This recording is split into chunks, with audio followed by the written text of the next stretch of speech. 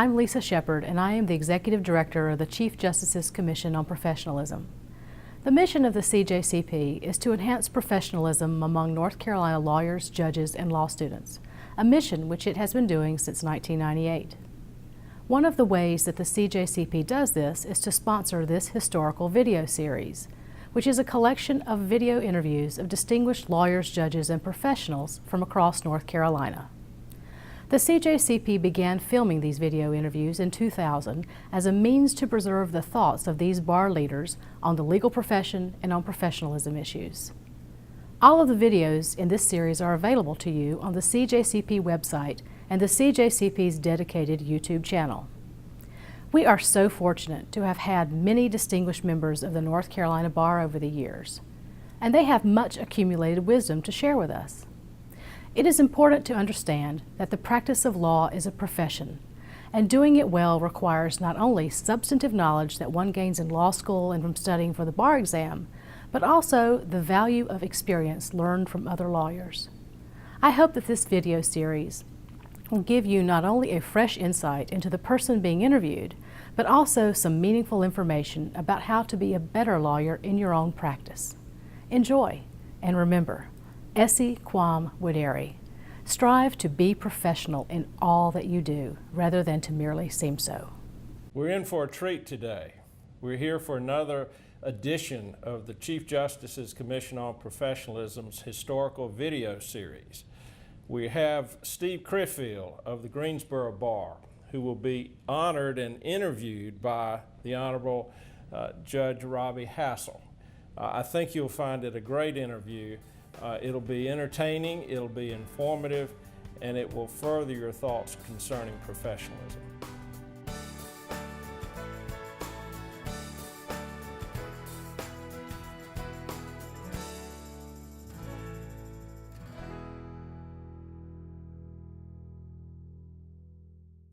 We're here today to celebrate and commemorate over half a century of service that Glenn Stevenson Crihfield has provided and shared with us as he has nurtured and encouraged our growth and development within this profession and as individuals.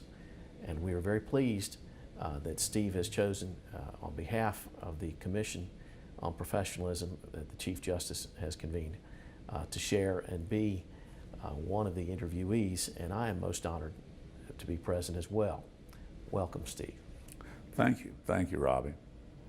Well, as you once taught me, Steve, when all else fails, begin at the beginning. Can you talk to us a little bit about the early influences in your life as it related perhaps to the practice of law or even other things that touched on your career path and prospective interests, things that you were exposed to in that post-war period that directed you towards interest perhaps in athletics or in a type of profession? Talk to us a little bit about that. Okay, actually my father's father was a lawyer. He had graduated from the Harvard Law School, but he never practiced. He was a journalist. I knew that, but I didn't really know him. He died very early in my life. When I was in the 7th grade, I was the person that got sent to the bookmobile. Out at Jamestown, the Greensboro Library would send a bookmobile out there, and I would go out to pick out the books for the class, excuse me. And I ran across the Mr. Tutt stories by Arthur Train. Well, tell us about that. Well, Arthur Train was an assistant district attorney in Manhattan, and apparently he didn't have enough to do. And so he started writing these fictional stories about this lawyer, Ephraim Tutt. And they were published in the Saturday Evening Post, which was a highest circulation magazine in America at the time. So a serial style? No, they stood alone. Okay. And as time passed, the publisher, George Putnam, or it was Charles Scribner, I believe it was Charles Scribner, wanted to accumulate them into books. So they began, these books would come out with these short stories in them, and that was what I was finding and reading, and I just thought Mr. Tutt was great. Then really my interests ran to business. My father was in business. I was also involved in athletics, and I didn't really cross the Rubicon of becoming a lawyer again until I was in the Army, which was some years later, to put it mildly. Well, go back to what you touched on briefly with athletics and then how that bled over into the Army. Was there one sport in particular that interested you, that you excelled in? Well, it became that way. Actually, when I was in high school, I thought football was the greatest thing since sliced bread. Of course, one advantage I had was that I was a little bigger than most of the people in the county that were playing football, so that was helpful. I played basketball and baseball as well. And then I went to Duke, and I was a walk-on in football, and I also went out for baseball. I gave up football when I re-injured a knee that had hurt in high school, and I was a catcher. So I left football and went to baseball. And I played freshman baseball. In those days we had freshmen. And stayed with baseball the remaining 3 years. So that was the sport that I gravitated to. And then, to my astonishment, when I finished my eligibility, the New York Yankees said, "We'd like to sign you to a contract, and we'll actually give you a little money to do it," which I couldn't really believe. They had Yogi Berra, Elston Howard, and John Blanchard at that time, and they had the greatest baseball dynasty probably ever. That was in '58, and I said, "Why not? I mean, I'm just a job, right?"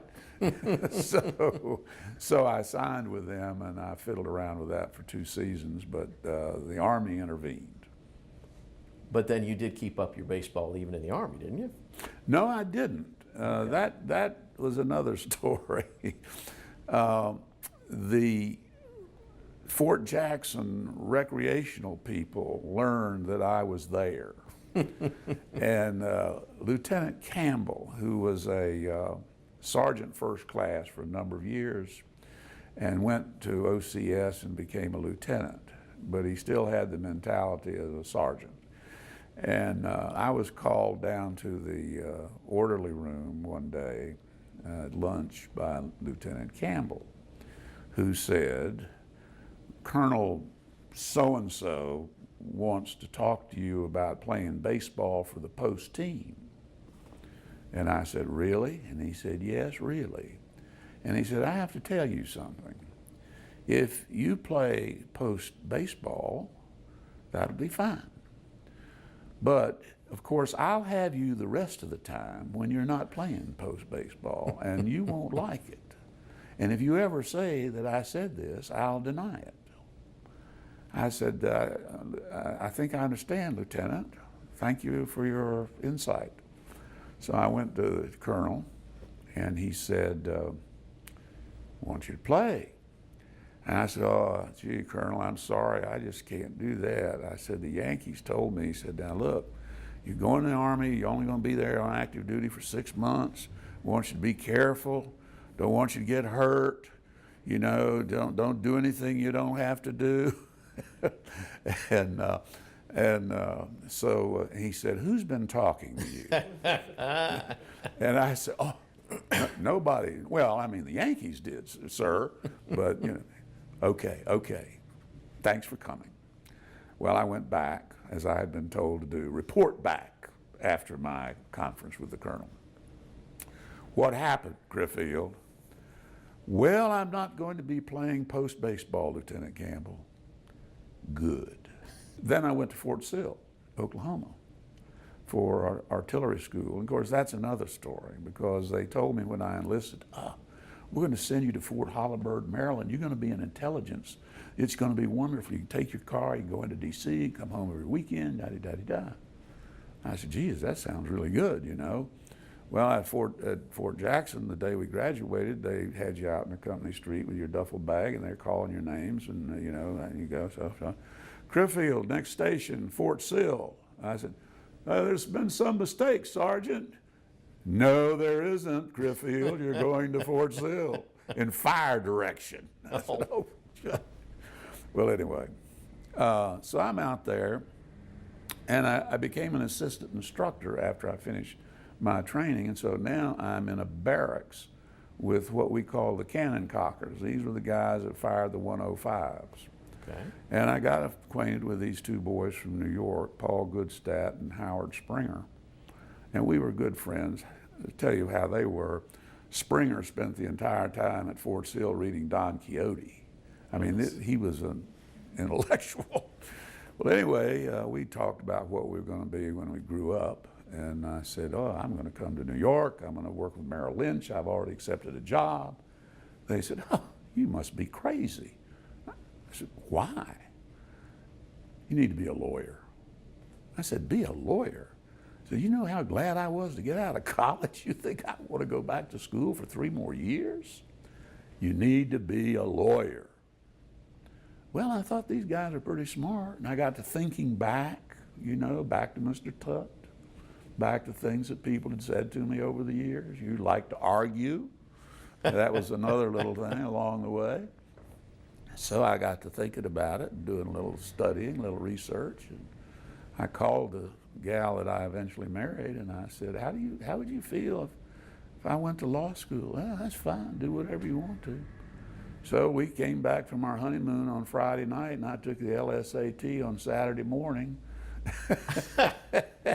and entered Carolina. What were some of your favorite courses or courses that really piqued your interest during your law school years? Well, I like contracts because I had a contract dispute with the Yankees. So then, 1964? 63, I graduated, took the bar. And came to Greensboro. Came to Greensboro. How'd that happen? Well, that was another stroke of luck. Kitch Josie, Claude Kitchen Josie, was an assistant baseball coach at Duke. He had played at West Point. He was in law school. He had been medicaled out of the Army because he was horribly wounded in Korea. That's a story that I love to tell. They said that he was put up for the Congressional Medal of Honor. And they went to MacArthur with it. And he said, well, where did he go to school? And they said, well, he went to West Point, sir. Huh! Well, he only did what he was supposed to. Give him a Silver Star. But anyway, Kitch had come to Greensboro. He came with Roy Booth first. Then he became an assistant solicitor, district attorney under Horace Carnegie. And then in '59, Dick Douglas and Tom Ravenel wanted to get some young lawyers in. Dick's father had retired finally at 89. And they got Kitch to come and John Hardy, who was county attorney. So this was, 4 or 5 years later, and I was looking through Martindale-Hubbell for usual suspects and ran onto his name, wrote him a letter, came up, interviewed him, so on. They said, give you a job, you pass the bar. And so, as they say, the rest is history. Fortunately, I passed the bar, and I practiced in that firm or its remnants for 45 years in the same building. Talk a little bit about the opportunities it gave you and gave you the chance to give others over the years. The culture of that firm when you came to it and as you grew into it over the years. Well, it was first of all, the men in it were just such wonderful gentlemen. I remember in one of my early interviews, we were all assembled in Kitch's office, and Tom Ravenel was from down in Rice Country, South Carolina. He talked funny, or people thought he talked funny. He had this kind of geeky way of talking. And we were in there talking, and I can see him now leaning up against the wall, and he said, you play tennis? I said, no, sir, I don't play. Bird hunt? No. Don't bird hunt either. Well, I thought, well, you know, so much for this job. That's good, that's good. I do both those things, and somebody's got to be here to work when I'm doing them. Well, anyway, Kitch was involved in politics. I mean, when I say involved in politics, that is an understatement. And he was assistant chairman. Jake Freilich was the chairman, and Kitch was his assistant chairman for Greensboro and its surrounding environs. And so he was perfectly happy for me to do his work, preparing cases. He was a trial lawyer. He loved to do trial work, civil work. We didn't do much criminal work, although I do have a little story about that. So I was doing the pleadings and the motions and, you know, all that stuff. And John Hardy was there to help me when Kitch was off talking with politicians and here, there, and yonder. And Dick took me along to hang out with him with some labor cases. And one other thing. Dick Douglas. Dick Douglas. One other thing Tom had asked me, he said, you like to do real estate? I said, no, sir. I said, I did abstracting real estate for Dan Edwards with the Redevelopment Commission in Durham. That was sufficient. He said, good, good, good. I do all the goddamn real estate in this firm. I said, that's perfectly fine with me. So anyway, that was a great learning experience for me. And I also have to say that at that time, the older lawyers in town were willing and able to take the time to tell you things. Let's touch on two other things of the early part of your association. Talk to us a little bit about the Douglases. Well, the Douglases are remarkable people. In fact, that entire firm, I think, was remarkable. But Dick Douglas was the great-grandson of Stephen A. Douglas, who ran against Lincoln for the Senate in 1858 in Illinois. He had been a Supreme Court judge in Illinois. He was a United States Senator. He also ran for president in 1860. And because there were three in the race, Lincoln was elected with only 40% of the popular vote, which brought its own side effects. And Douglas's first wife had died, and he married Governor Martin, North Carolina Governor Martin's daughter, and had children by her, one of whom was Robert Martin Douglas. He graduated from Georgetown Law School. He was a secretary to Grant for a while. In the White House. In the White House. He became U.S. Marshal here in North Carolina federal court because his father-in-law was Judge Dick, who was the federal judge. So Robert Martin Douglas then became a North Carolina Supreme Court justice, and there were 5 of them. And the 3 of them were Republicans and 2 of them were Democrats. This was during Reconstruction.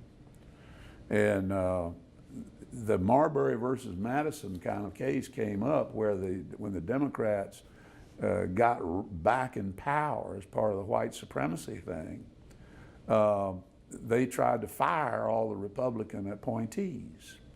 And the Republican appointees appealed to the Supreme Court, and the Supreme Court ruled, Marbury versus Madison all over again. Can't do that. So then Walter Clark, a yellow dog Democrat justice, and some of his cronies said, well, you guys ought to impeach those guys and let's get them out of here. So they had an impeachment process. It failed. But anyway, Robert Martin Douglas had a son, Robert Dick Douglas, named for his father-in-law and for him, Robert. So it's Robert P. Dick. Yeah. So anyway, then he had children, and that was my partner, Robert Dick Douglas Jr., who was in the FBI during World War II. His father was practicing law here and said to him, if you're ever going to practice law with me in Greensboro, Dick, you better come home. This was in about 47, I think.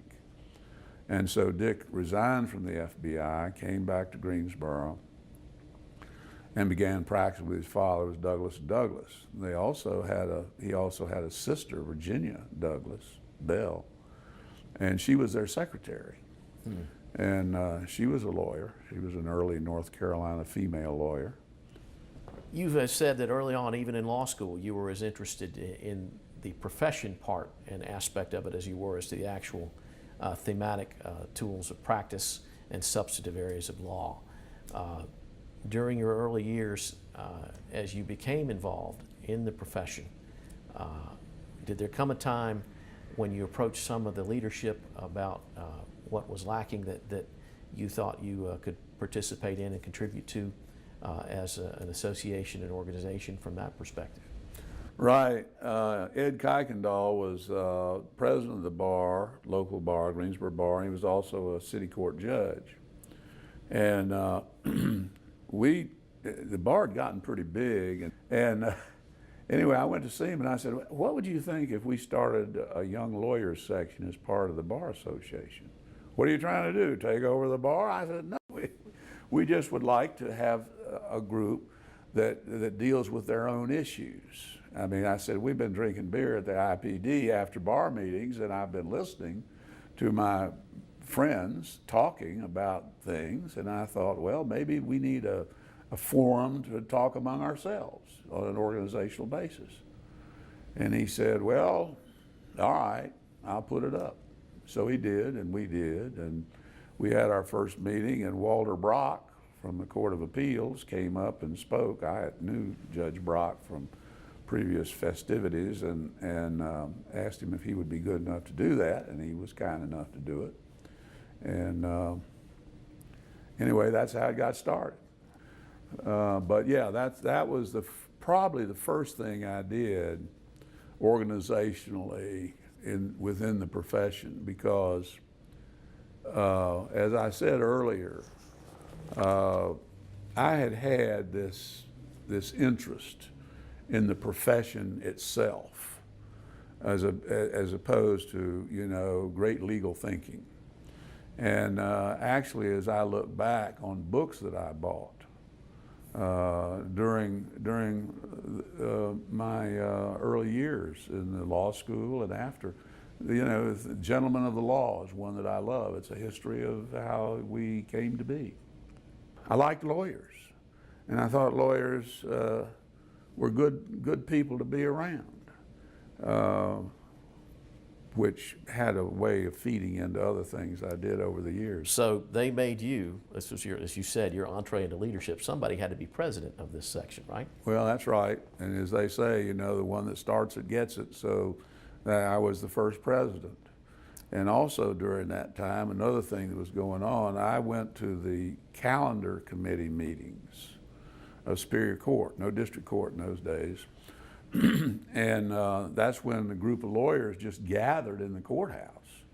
And the chairman of the committee would go through all the cases.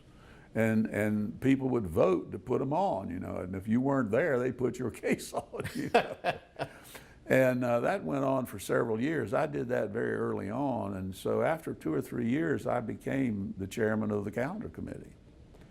And that was a good experience because I attended all the calendar calls, got to see all the lawyers, got to see all the judges, and I made it a point to go in and greet them, if they were out of town. I remember one time Judge Hubert Olive was an emergency judge, and he was asked to come to Greensboro. And I went in and told him that we'd worked hard to put together a calendar and hoped he had cases to try. Oh, yeah, thank you, young man. Well, called the calendar, 2-week session, didn't have a thing to try. When I went back in his office, I was crestfallen. I said, well, Judge Olive, I just don't understand. I said, we really tried to put together a trial calendar for you. Young man, don't you worry about it. There'll be cases to try when I'm dead. There'll be cases to try when you're dead. Besides, my wife loves to come to Greensboro and go to Montaldo's. Well, that was my first introduction to quit worrying about judges who were all bent out of shape about such things. You and I share a love of classic films, which we really bonded over during our time together in practice, and certainly since then. I want to talk with you and have you flesh out for us a little bit the impact in your life as you've carried forward in your profession of two films that came out probably about the time either right before or while you were in law school. The first of those being a film version of the play Inherit the Wind, followed a couple years later by the film version of the Harper Lee novel To Kill a Mockingbird. What impact did that have on you at the time, and how have you seen it carried forward as its portrayal of certainly the central characters and the themes portrayed therein? Initially, since both of them were in the South, took place in the South, I liked that for starters. Inherit the Wind was in Tennessee, as you know, and I was born in East Tennessee. I was born in Morristown, which is north of Knoxville, about 50 or 60 miles. Well, Inherit the Wind took place about halfway between Knoxville and Chattanooga. In Dayton, Tennessee. And which they changed for the play and the movie. yeah, they changed. Heavenly Hillsborough. Yeah, Heavenly Hillsborough. So that was interesting. Also, I was interested in Darrow, Clarence Darrow, as a lawyer. William Jennings Bryan was a very interesting person. And as an aside, my two great uncle was vice president under Grover Cleveland. And also— And who would that have been? that was Adlai Stevenson the first. And so you were related as Glenn Stevenson Crihfield, right, directly right. to that line. That was the name for my grandmother. And he also ran as Bryan's running mate. I think it was in '96, and again in 1900. 1900. Neither time did Bryan win. But anyway, and then as you know, I have this is really a misstatement of fact, but maybe not, an interest in theology. There are those who would deny that. Being a confirmed agnostic, you Right. you can expound on that a little bit. Right. But speaking of Inherit the Wind, as it really hits close to home there. Right, and you know, the more things change, the more they stay the same. But so that was interesting. And then, of course, Gene Kelly in the movie plays the H.L. Mencken role. He's called Hornbeck. E.K. Hornbeck. Hornbeck, right. Well, Mencken became one of my icons. I have a lot of books about him and by him. And so the whole thing just fit together in that way.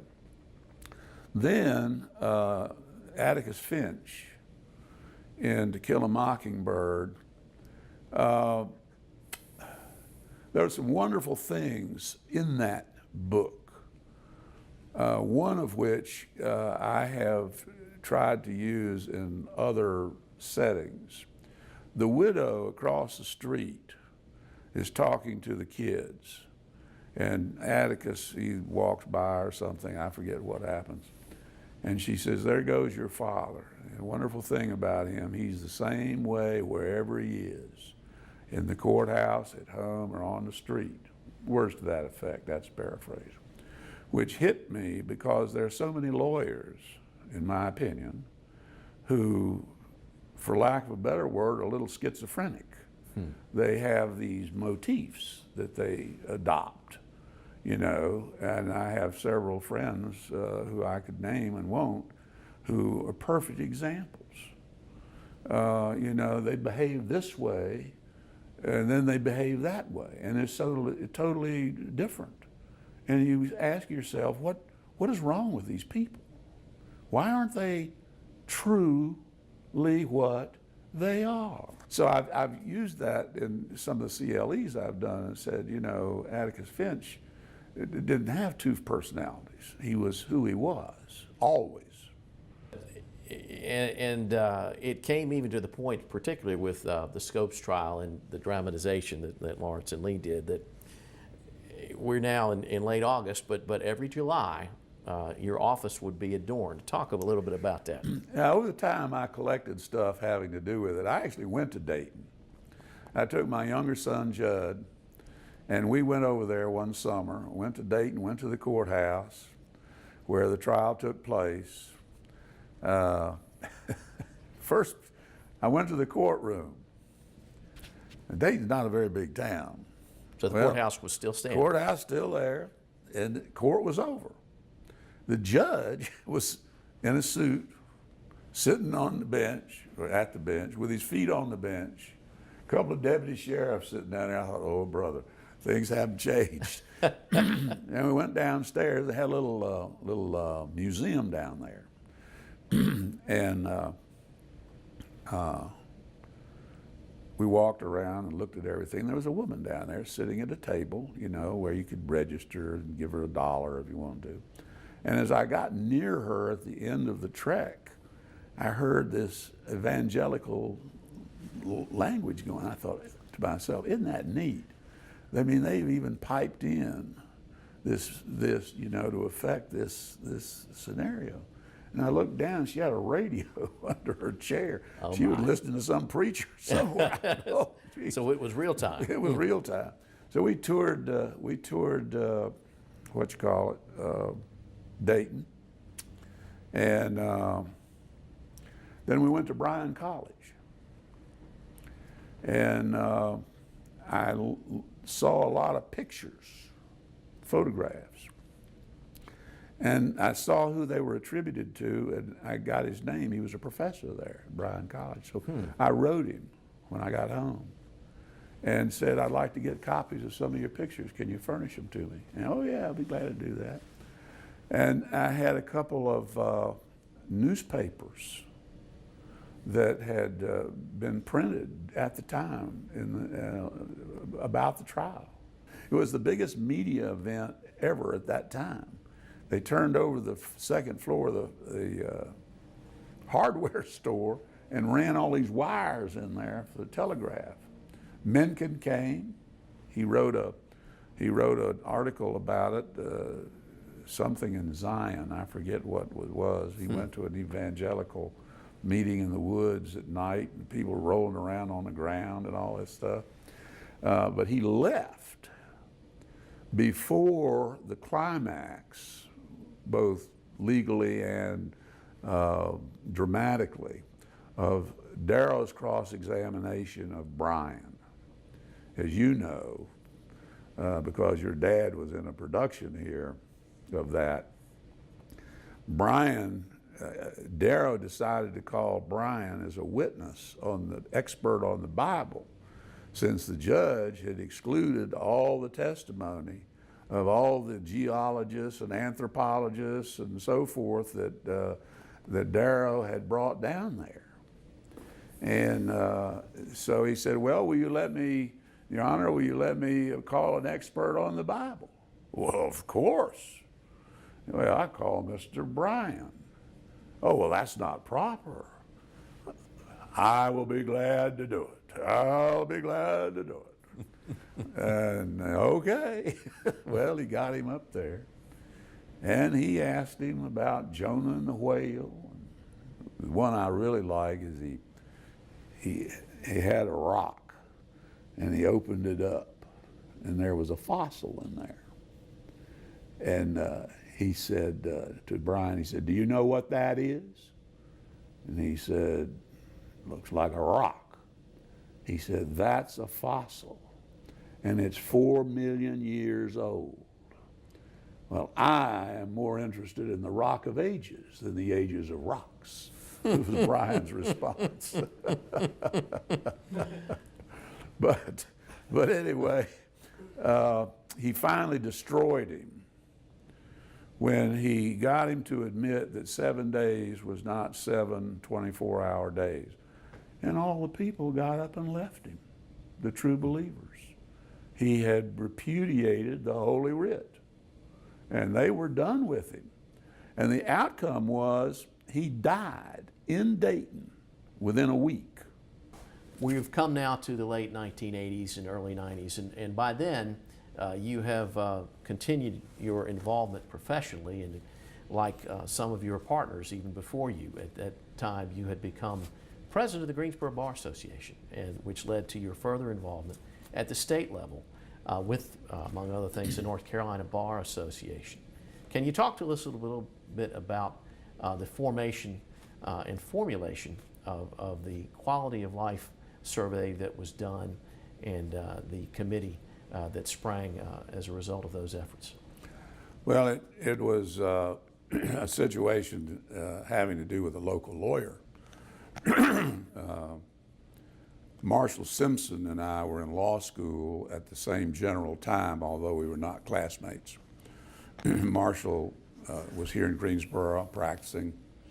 I ran into him at the clerk's office one Friday afternoon about 4:30. We were filing some papers, and we talked about what we're going to do the weekend and so forth.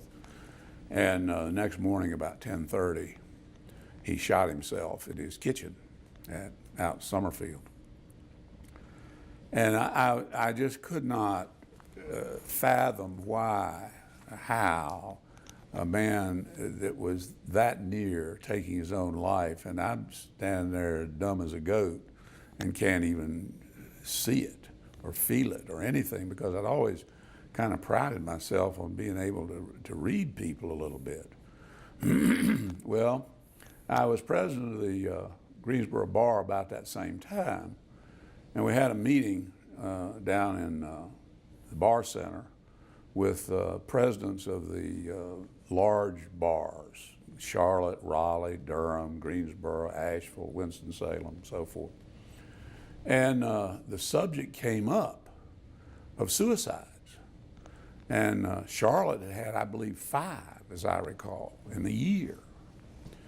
And then it turned out that Larry McDivitt, who was the president of the Bar Association from Asheville, excuse me, had what was known as a nervous breakdown.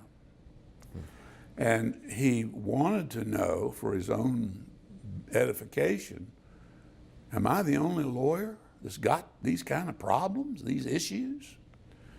So he created the Quality of Life Committee in 89 or 90.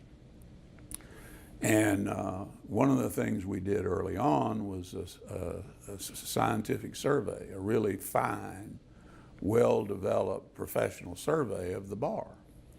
And what we learned was that there were an awful lot of lawyers that were not doing well in a variety of ways, including symptoms of depression, clinical depression, bad living habits, and suicidal ideation. 11% of the bar reported that they had had thoughts of suicide in the last 30 days. And that was a real eye-opener. And so the Bar Association converted that committee, or that task force, to a standing committee and modified its name to include lawyer effectiveness, because obviously these kinds of problems affect the way lawyers perform their duties.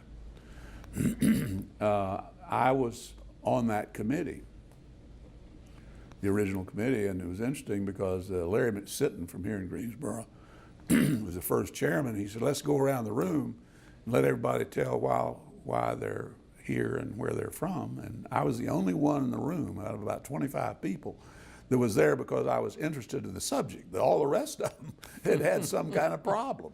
You know, malpractice, being sued, you know, all health issues, all kinds of stuff. We then decided we need to do some things. One of the things that we learned was that 35% of the lawyers in North Carolina didn't take as much as 1 week's vacation a year.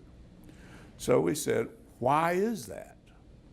Well, one reason for the criminal lawyers was that because the district attorneys could set the dockets, there were places in the state where if a district attorney learned that a lawyer they didn't like was going to be on vacation with his family at the beach, well, we'd just put his cases on. And so we decided we need to do something about this. I got appointed as the subcommittee chairman to establish what we call the vacation policy. And we went to Doug Albright here and got him to do it locally. And that was good. But we weren't getting much traction anywhere else as far as we knew.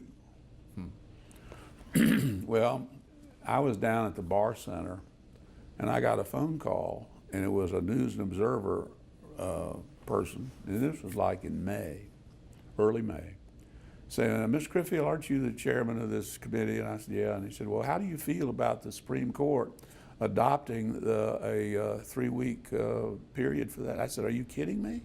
No, they just did it yesterday. You know. And I said, well, that's just wonderful news. I said, my birthday's in a few days.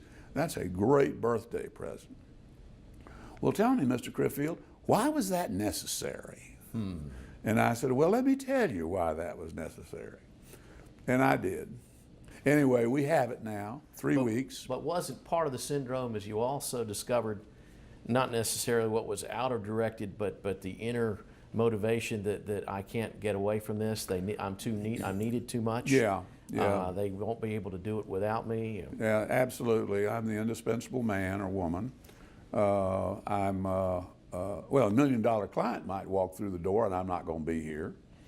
All kinds of guilt things. Well, you know, General Patton had his rules of management, and one was the man who thinks he's indispensable ain't. And that's what lawyers could never figure out. And anyway, you're right, though, this interdirected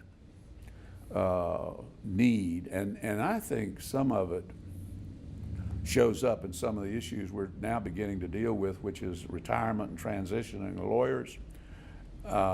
People are a little bit too one-dimensional. Their whole persona rises and falls on being a lawyer. If I'm at the beach eating crabs, I'm not a lawyer. I'm just another beach bum with my family. Not important, got to go back. All of this comes into play. The kind of people we are and the way we're trained to be has an impact on how we are. Professional objective distance, linear thinking. Right. You get into law school by doing well on the LSAT. The LSAT does not ask you if 2 and 2 is 4. The LSAT asks you, is a straight line the quickest way to get 2 points? Linear, objective, rational thinking.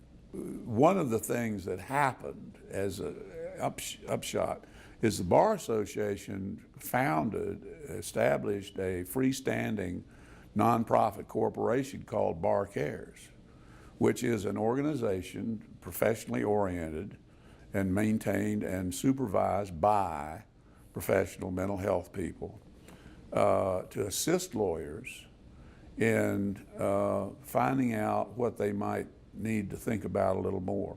3 confidential sessions for every lawyer who is subject to being a member. And it's a wonderful program, and a large number of North Carolina lawyers are covered by it. Now the Bar Association covers even the lawyers who weren't covered by it, at least for a one-time event, to get a feel for what their problems are or aren't, as the case may be. And lawyers, not only the lawyers, but also...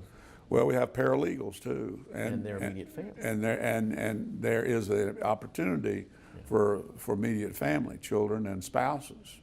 And we found to our pleasure that some of the judges, and I say some, a large number of judges, have become a lot better acquainted with these issues and are doing a lot better job of letting us know that we've got somebody here in our district that we think maybe is in trouble. Well, and again, wasn't this modeled on your efforts here at the local level, and then you were able to convince it to go statewide? Yeah, that's the way it kind of sprung up. And now the bar has realized that people are living longer. Some lawyers are not willing to retire when they should because of cognitive issues. Some lawyers won't because they can't afford it, which is bad, even though they may have lost their zing, as it were. And then finally, in addition to your involvement with the Greensboro Bar Association, the North Carolina Bar Association, and the Inns of Court, folks finally got around to asking you to become involved with the North Carolina State Bar as a bar counselor. Yes, I had been approached a few times earlier on, and I said, I can't do that. I just can't do that. Well, eventually somebody asked me to do it, and I thought, well, if I'm ever going to do it, I better do it now, soon, you know. So I said, okay. That was about 2000, as I recall. And I was on the grievance committee for 9 years. And you made a comment a while ago that resonated with me about the issue involving the 1 hour CLE every 3 years on mental health and addiction. The council, well, there's two prongs to this. In '97, Ed Gaskins and I went to the State Bar CLE and discussed this with them. And I couldn't hold back any longer. Ed was carrying the ball, and I said, you people don't seem to understand that the practicing bar doesn't feel like the State Bar is very interested in their welfare. And this guy sitting next to me, who I have no idea who he was, never seen him before or since, said, well, you don't understand. We're not a trade association. We're here to protect the public. And I said, well, that's good. I said, I want you to go back to your hometown, wherever it is, and decide which 11% of your friends, colleagues, and partners are thinking about suicide, because that's what we know is happening. Well, jump ahead to 2003. My family was having a family reunion out in Missouri. And I said, I can't go. I got to go to the State Bar. They brought this up at the council. And what did I hear? All these people saying, I don't need that. There's nothing wrong with me. You know, what is this? I don't want another hour of CLE. Well, I got to where I couldn't stand any more of that. And so I made what I considered to be a rather impassioned plea to pass this. And it passed. There are some, of course, from time to time, particularly in family law, tense moments with clients, with lawyers. Can you share with us a tense moment you had a few years after I left for the bench in the mid to late 90s, where you had an encounter during a mediation with an adverse client? Yeah, well, that was in April of '04. I was representing this woman, and Jack Floyd was representing the husband, and Jack and I had always settled every case we ever had together. And I called Jack and I said, why don't you come over and let's see if we can't settle the equitable distribution. If we can settle the equitable distribution, the rest of it would take care of itself, because it had a bunch of junk. And he said, fine. So he came over, and my client and her parents came earlier and said, we don't want to meet with this guy. I said, well, you can go in this room in here and you'll be okay in there, and I will meet and talk. I said, but you may have to come in if we reach a settlement, but you'll have to affirm it. That was all right. Well, anyway, we got in there, and Jack and I started talking, and this guy's sitting there, and he starts interrupting. And I said, look, this is Mr. Floyd and I talking. You know, if you want to talk, you talk to him, don't talk to me. Well, you can't tell me that. You're not my daddy. I said, well, I'm not your daddy, but I'm telling you how we're going to do it. And he got up and walked out. And I said, well, Jack, been a short meeting. Oh, no, Steve, let's go on. So we did. Well, he comes back, sits down. He sits there for a little while, and he gets up and leaves again. He did that a third time. The third time, the receptionist came in and said, Mr. Crihfield, he's gone in there with your client and her parents. So I walked in the room, and he and my client were sitting at a round table, and the door was here, and I came in here, and I said, Mr. X, if you don't leave this room right now, I'm gonna call the police. He had on a windbreaker. And he reached under his windbreaker with his left hand, and he pulled out a 9mm Glock, and said, "You son of a bitch, I'm going to kill you."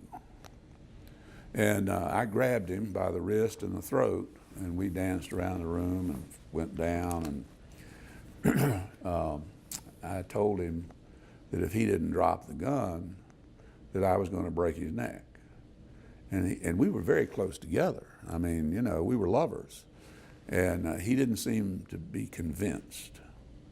So I began to apply pressure to him, and he dropped the gun. By this time, now, by the way, the gun had gone off and shot a hole in the wall, which astonished all the people in the office building, to put it mildly. And everybody came rushing in, and my associate at that time was an Army Ranger named Eric Hallis, and he said, "I'll take him, you can get up," because I had him on the ground, on the floor, and I did. And as soon as Eric got hold of him, he said, "Now don't move." And as soon as he said that, this guy starts thrashing around, and Eric just whammed him right in the face. And by the time he got to the sheriff's office, he was kind of a mess. Apparently they got a great laugh out of that down at the jail. But anyway, the police swarmed over the building, and this captain said, "Well, Mr. Crihfield, when you were playing football at Duke, did they let you use your hands like that?" I said, "No, there were rules about that." You know? But anyway, Stuart Albright said, "I want to get that slug out of the wall." Because he was the DA. He was the DA at the time. He was the DA. He said, "I'm going to put a metal ashtray on my table, and when I'm arguing to the jury, and I'm going to prosecute him for attempted murder." And I said, "How long would that get him?" And he said, 19 years. And I said, he said, "I'm going to get that slug, and I'm going to say, ladies and gentlemen of the jury, you know what that man wanted to do? He wanted to put this clank in Mr. Crihfield." Well, he got the slug, and my picture framer came down and framed the hole in the wall. It's down there yet. But then Dave North called me, and he said, "Steve, this guy's asked me to represent him, but I don't want to upset you." And I said, "Hell, David, he needs a good lawyer. You go to it." Well, they came to me, he and Kevin Morse, and said, "We want to plead him to something else." And I said, "Like what?" "Well, assault with a deadly weapon with intent to kill, and discharged a firearm in the city and all." I said, "Well, how long will he get?" And he said, "He'd probably get 3.5 years for that." I said, and then he said, "Stewart wants to get him 19 years, Steve." And I said, "Well, he's an idiot. He's not a criminal." So I went to Stewart and I said, "Let him plead to that." I said, "It turned out all right." He said, "Turned all right because of you, not because of him. Hell, he was going to shoot you." You know? I said, "It doesn't make any difference. He didn't shoot me. And he doesn't, 19 years is too long. He'll be 55 years old or something when he gets out of there." So that's what happened. The interplay to that, what did that bring to bear, given the fortunate result that you could turn around and perhaps apply for the benefit of others, particularly in intense types of practices that are fraught with emotion, such as family law? Well, what I did when that happened, I went to the district court judge, chief district court judge, and I said, "We need to have places in the courthouse," because we had security stuff by then, the detectors and everything, where people can come and have these conferences where we know nobody's carrying a gun or anything, and have some security, because when you come to your office, you don't know what they've got, and you don't know who you're dealing with. It was partly my fault. I said, I should have known from what my client had told me about this guy that he might be dangerous. But I thought he was just grandstanding from what she told me. You know, we know that. We know these people grandstand, you know, the 5 things I'm going to do to you, baby. I'm going to kill you. You know, I'm going to take the kids, you know, all that stuff. And we hear it all the time. So you get kind of, callous maybe, mentally. So anyway, I went to the judge and I said, you need to set up some places. We don't need many, you know, 3 or 4, somewhere. They don't have to be very big. I mean, like these conference rooms we've had on the 2nd floor for years, they would be big enough. Well, when they redid the courthouse, they didn't do that. There was some national attention to this. The lawyers knew the national thing, whatever it's called, that newspaper, you know what it's called. Lawyers Weekly. Yeah, Lawyers Weekly. They ran a full-page picture story of that, talking about security in lawyers' offices.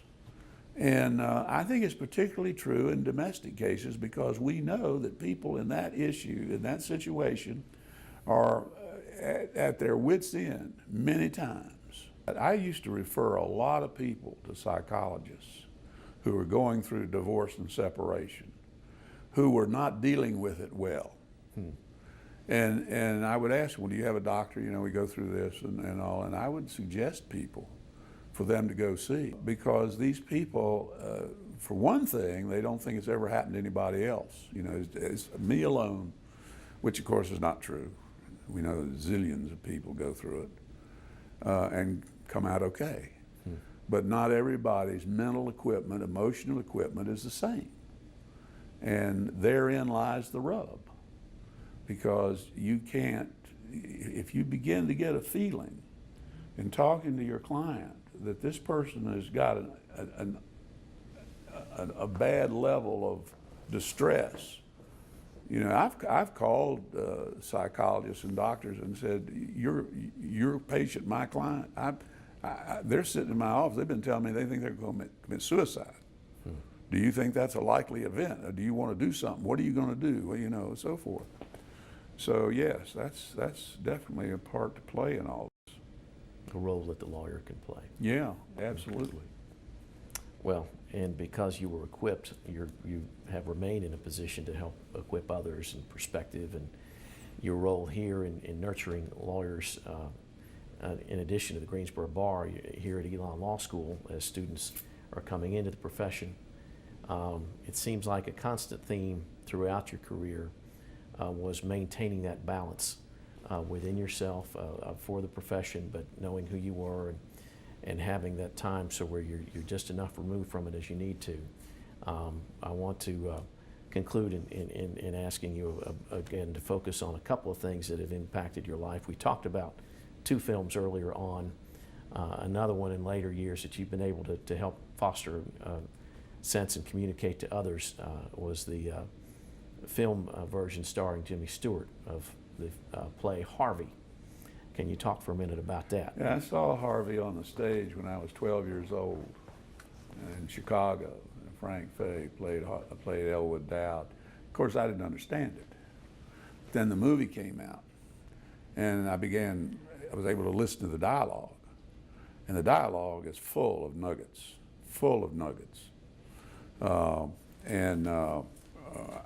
you may or may not remember this. I don't remember your situation, but the first end of court meeting we held, I was first president again, there we go back to that, and I committed a copyright infringement by getting a video guy to take some excerpts and run them and say, okay, to the group, what do you think about that? About things that were being said among the various persons in the movie, and it is something to pay attention to. I tell people when you watch it, it's fun, but watch it the second time and listen very carefully to the dialogue. yeah, you can either be oh so smart or oh so pleasant. My mother told me that. For years I was smart, but now I'm pleasant. I recommend it. You may quote me.